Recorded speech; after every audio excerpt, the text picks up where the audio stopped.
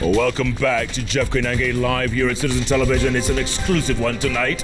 The General is in the house. General Mohamed Badi is DG, Director General of the Nairobi Metropolitan Services. And I tell you, man, I don't envy this man at all. But better him than anyone else because he knows the business. He says he knows how to tuck in and go all the way. And you're ready to do that, aren't you? Yes, I am. Yes. Okay, so look, we have seen changes in the city. I'll give you that. We've seen changes. Yes. What's been your biggest change in the city? Other than Michuki Park, we'll talk about that in a bit. What's been the biggest change? I think to improve the basic infrastructure, that is the road. Within the first 100 days, we did 30,000 streetlights changes. The ones that had been vandalized, the ones that were not working, and the ones that were actually burnt over years and never replaced. So that is an achievement. Remember, lighting up the city is increasing security, of course, beautifying the Nairobi streets. So we are still continuing. I think the shortage that is Nairobi is almost 60,000 streetlights. Shortage? Yes, that's not working. Wow. In various areas, including estates. So that's a big demand. And remember that when we came in, there were COVID restrictions because there was no importation of goods. So we actually used everything that was in power lightning stores and any available one through the normal market.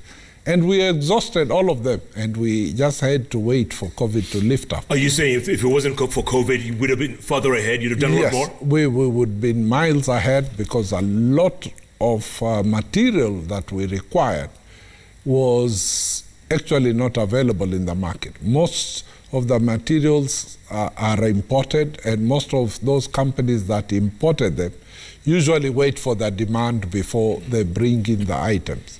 But yes, we could get a few items through the sea, but that sea took a few months for the goods to come in. But as far as air cargo was concerned, we could not get any. But we would have done a lot better than what we have done. Let's talk about roads. All the roads that are being tarred or retarred. Yes. Right? Actually, the roads is another area that was actually mismanaged because the county had resources of making these roads but would rather give it to contractors, of course at a fee. And this ate into the county budget.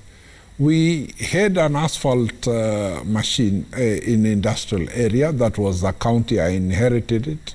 It's an old asphalt machine that is almost 30 years old, but was still producing asphalt for the roads.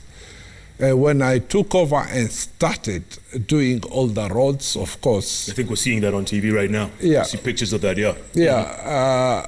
You know, there was sabotage. And that asphalt plant, as we are talking, has been burnt to the ground. What? Yes. There are several people, I can't say who. I've left that to the security agency to find out who it is, but it was razed down. Fortunate enough for me, I had seen that asphalt plant is aging, could not do much, so we ordered for a new one. While my saboteurs were thinking of putting me at a halt, they only delayed me for 3 weeks between the burning down of the old asphalt plant and the operationalization of the new plant. Is that the one on Kangundo Road? Yes, yes. So, kazi ikaendelea? Kazi ikaendelea, and now it's producing almost 10 times that asphalt that was produced. Yeah, but that's what I was telling you earlier on. This is like Chicago in 1940s, you know? Yes, you're dealing with mafia, cartels. True. They'll stop at nothing. True. But you still want to fight them? But the cartels are our own people, Jeff. So we know how to handle them. They are not strangers. Yeah. They are not foreigners. They are Kenyans. So we know how to live with each other. Okay, so now the roads are being tarred. Yes. Like how many kilometers you said a week or a month?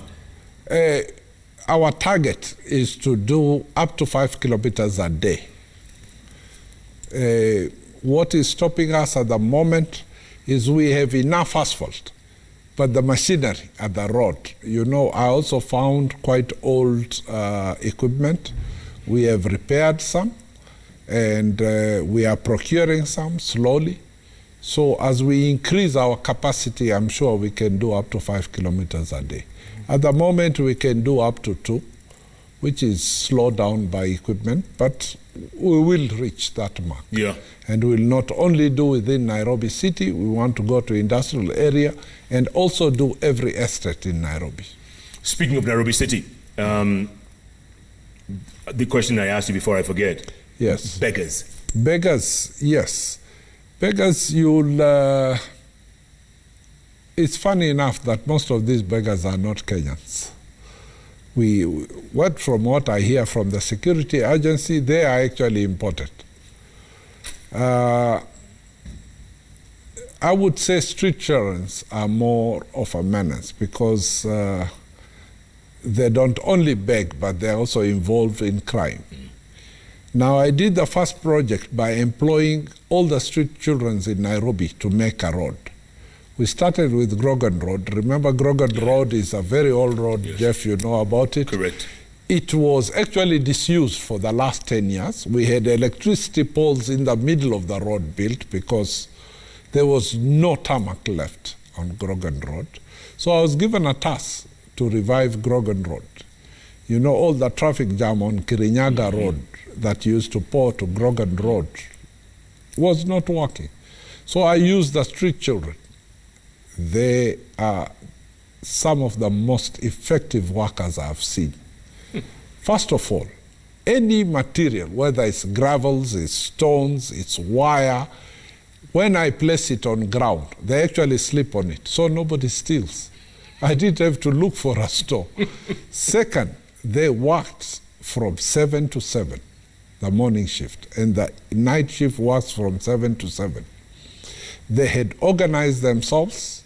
Apart from the few machinery, materials that I provided, and supervisors of making the road from National Youth, the street families actually have built the Grogan Road into a modern international road, which will soon be commissioned, complete with water piping, sewage laid, including internet ducts, done by street children. Whoa. So it's going to be a story when His Excellency opens it soon. Yeah, but what about when people say they're trying to park cars in the CBD and there's no kanjo, but these people walk up to them and they're asking, tupatie kitu, and then we'll look after your car, kind of, it looks like a little disorganized. It's true. The parking system, actually the revenue collection in Nairobi had been messed up. But we have a plan, a now integrated plan, that all the parking spaces, remember even our inspectorate in the county was corrupt.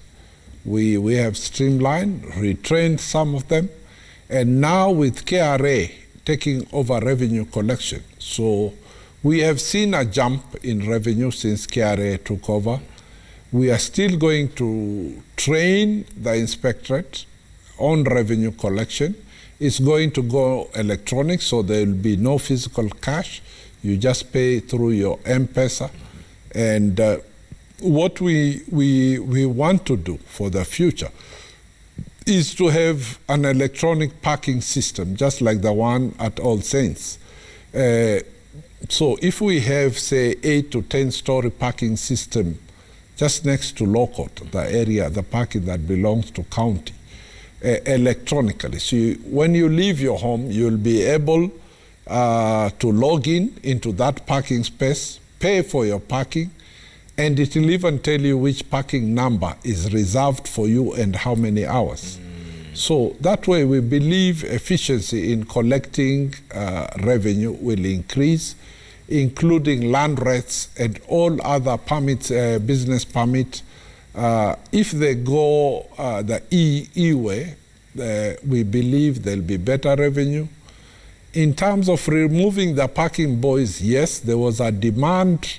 Once I took these ones to repair the roads, there was a demand for extra parking boys. So that's why we had an influx of these parking boys and beggars. But we, in conjunction with the Nairobi security agencies, that is the county security machinery, we have an elaborate plan to return them to where they came from. Remember, all of them have families, so there is a plan to pick them up and return them to their respective. General, does it shock you the amount of inefficiency and corruption that is Nairobi or was Nairobi before you walked? Does it shock you how much stealing was going on? Yes, it's a big shock. It's a surprise coming from where I came from when everything is standardized. Yes, it is shocking. Unfortunately, it's committed by Kenyans.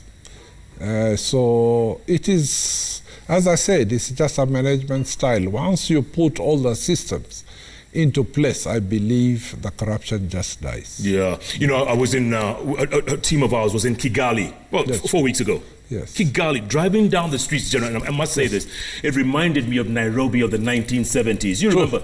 Remember Nairobi of the 1970s? Yes, yes. And to see what Nairobi has turned out to be, yes, and what Kigali is, despite what they went through 26 years ago. True. I mean, when did the rain start beating us, General? Well, I can't say it started with devolution. It started long before that. It's only the leaders that we elected then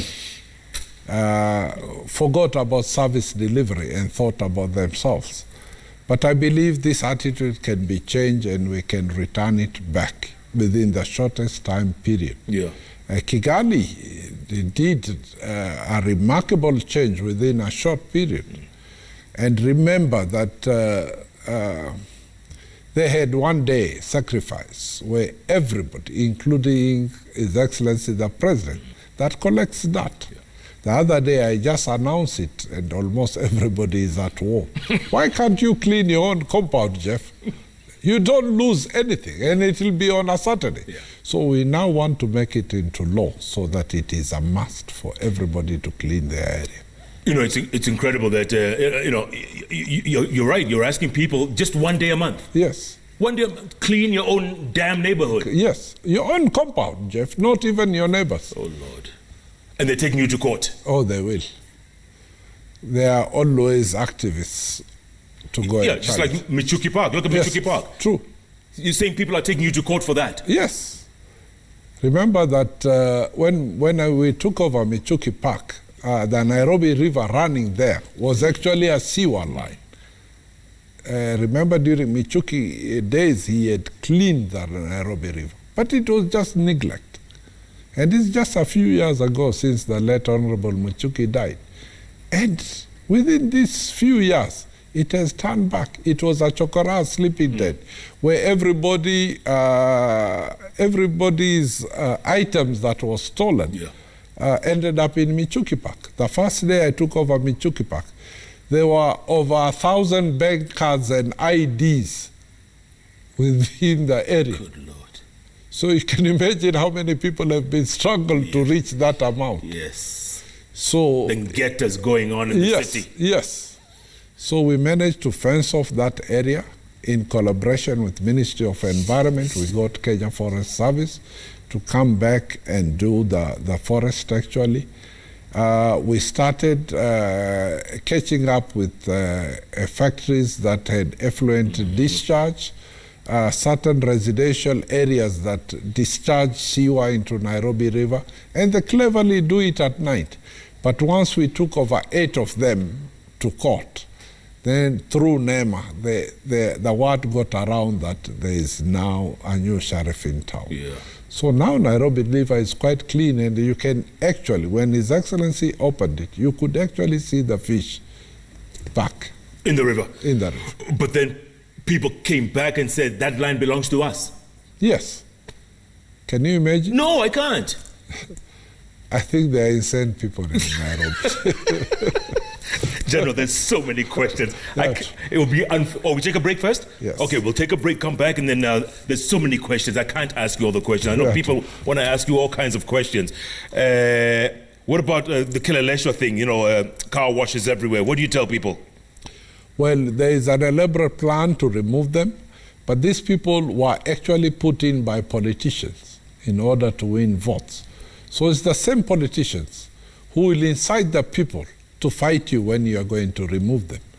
So there's a lot of politics. I'm not saying every politician is wrong, but a few of them incite people for their own advantages, selfish advantages, by putting car washes, building kiosks in front of people's estates. So we are going to remove all of them. Going to crack the whip? Yes, we'll have to. When? I'm not a politician. So I'm just doing everything according to plan and time. Are you keeping time? Yes, we are. You're on course? We are on course on every aspect, whether it is health, whether it is environment, whether it's roads, whether it's energy. We are on track. You heard it from the man himself, folks. He says there's a new sheriff in town. I wouldn't mess with this guy on any given day. All night. The general is in charge, and he's on a mission. Either get out of the way or get on board. Keep tweeting. We have plenty of questions. We'll go to your questions when we come back. At Koinange Jeff, at Citizen TV Kenya, the hashtag is JKLive. JKLive takes a break. We'll be back in a moment.